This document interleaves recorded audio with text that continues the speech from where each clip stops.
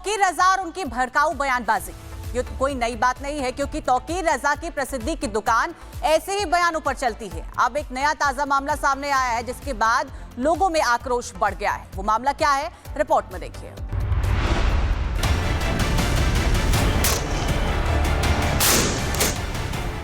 इस देश की शांति, लोकतंत्र, भाईचारे को कुछ ऐसी ताकतें हैं जो नजर लगा रही हैं। राहुल गांधी का गृह युद्ध वाला बयान तो आपने जरूर सुना होगा और अब इस लिस्ट में कई ऐसे नाम हैं जो इस देश की जनता को गुमराह करने की पूरी कोशिश में जुटे हुए हैं। तौकीर रजा, ये नाम और ये शक्ल आपने जरूर देखी और सुनी होगी, लेकिन इस चेहरे की एक खासियत है कि ये चेहरा आपको जब भी दिखा होगा जहर उगलते हुए ही दिखा होगा। एक बार फिर उसने वही किया। रसूल आजम की शान में जब गुस्ताखी होती है तो हिंदुस्तान का मुसलमान बेचैन हो जाता है, लेकिन न हुकूमत ने इस पे संज्ञान लिया, न सुप्रीम कोर्ट ने इस पे संज्ञान लिया, न कहीं किसी ने उसकी खास मजम्मत की। हम ये बता देना चाहते हैं कि अगर इन तमाम चीज़ों पर कार्रवाई नहीं की गई तो हम सड़कों पर एहतजाज करने पर मजबूर होंगे। तौकीर रजा यही नहीं रुका, उसने संख्या बल के आधार पर देश को बांटने तक की बात कह डाली। हवाला श्रीलंका, बांग्लादेश और नेपाल का दिया, लेकिन गृह युद्ध करवाने की मंशा अपने देश भारत में। सुनिए। हमारी इस खामोशी को, हमारी इस हुब्बुल वतनी को अगर हमारी बुज़दिली समझा जा रहा है तो ये बहुत घातक है, क्योंकि मुसलमान जिस दिन हमारे कंट्रोल से बाहर हो गए उस दिन देश के हालात कुछ भी हो सकते हैं। श्रीलंका हम किसी हाल में नहीं बनने देना चाहते। मुझे हैरत होती है, श्रीलंका के लोगों ने, नेपाल के लोगों ने नेपाल को जलाने का, नेपाल को तोड़ने का, नेपाल को बर्बाद करने का काम किया। क्या उनके दिल में देश प्रेम की भावना नहीं थी? बातें देश से मोहब्बत की, लेकिन देश के हालात नेपाल और बांग्लादेश जैसा करना चाहते हैं। ये कोई पहली बार नहीं है जब तौकीर रजा ने ऐसे विवादित बयान दिया हो। वो इन्हीं बयानों से अपनी दुकानदारी जिंदा रखना चाहती हैं। लेकिन ये देश की जनता, चाहे हिंदू हो या मुसलमान, ये जानती है कि उसे अगर सरकार का विरोध भी करना होगा तो उसके लिए एक लोकतांत्रिक तरीका है, जिस तरीके पर इस देश की जनता चलती आई है और चलती रहेगी। Bureau report, Republic Bharat.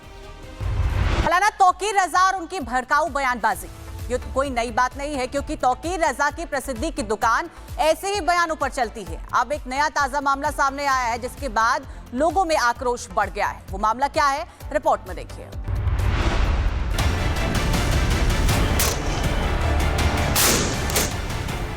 इस देश की शांति, लोकतंत्र, भाईचारे को कुछ ऐसी ताकतें हैं जो नजर लगा रही हैं। राहुल गांधी का गृह युद्ध वाला बयान तो आपने जरूर सुना होगा और अब इस लिस्ट में कई ऐसे नाम हैं जो इस देश की जनता को गुमराह करने की पूरी कोशिश में जुटे हुए हैं। तौकीर रजा, ये नाम और ये शक्ल आपने जरूर देखी और सुनी होगी, लेकिन इस चेहरे की एक खासियत है कि ये चेहरा आपको जब भी दिखा होगा जहर उगलते हुए ही दिखा होगा। एक बार फिर उसने वही किया।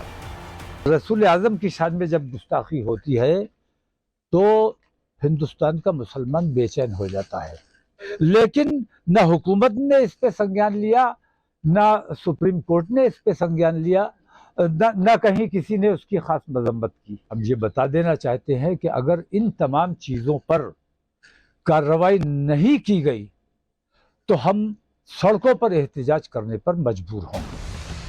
तौकीर रजा यही नहीं रुका, उसने संख्या बल के आधार पर देश को बांटने तक की बात कह डाली। हवाला श्रीलंका, बांग्लादेश और नेपाल का दिया, लेकिन गृह युद्ध करवाने की मंशा अपने देश भारत में। सुनिए। हमारी इस खामोशी को, हमारी इस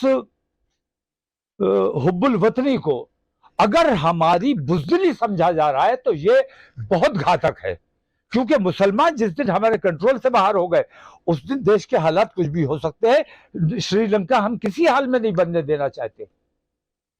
मुझे हैरत होती है, श्रीलंका के लोगों ने, नेपाल के लोगों ने नेपाल को जलाने का, नेपाल को तोड़ने का, नेपाल को बर्बाद करने का काम किया।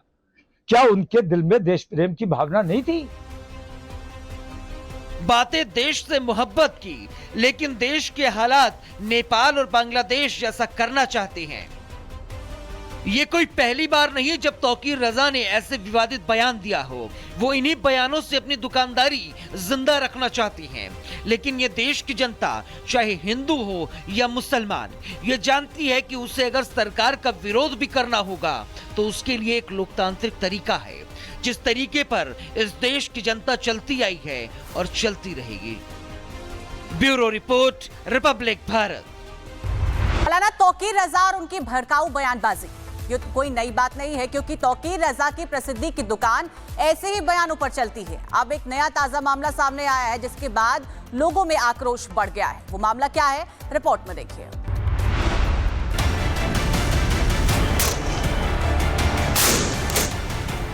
इस देश की शांति, लोकतंत्र, भाईचारे को कुछ ऐसी ताकतें हैं जो नजर लगा रही हैं। राहुल गांधी का गृह युद्ध वाला बयान तो आपने जरूर सुना होगा, और अब इस लिस्ट में कई ऐसे नाम हैं जो इस देश की जनता को गुमराह करने की पूरी कोशिश में जुटे हुए हैं।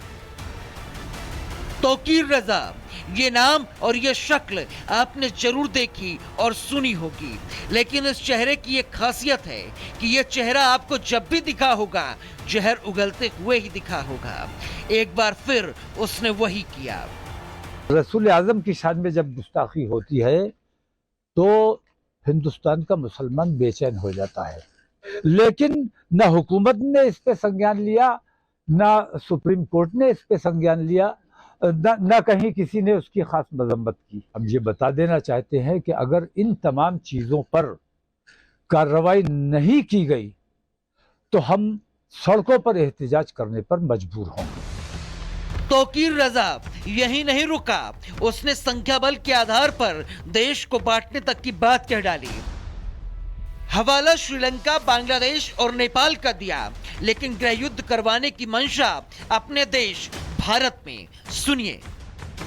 हमारी इस खामोशी को, हमारी इस